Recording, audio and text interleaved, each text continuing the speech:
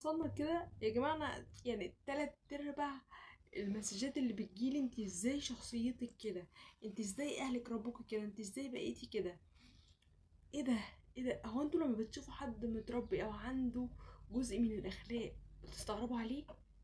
والناس اللي عندها اخلاق اللي ما عندهاش اخلاق بقت هي العادية؟ وحياة ربنا لا، ده الموضوع لما معايا كوميد. يعني لما بلاقي واحدة متربية ومحترمة اقول لها: ايه ده؟ اخص عليكي وعلى تربيتك، انت ازاي متربية كده؟ والاقي واحد بقى من الجنس اللي بيوعد وما بيفيش واخلاقه مش كويسة.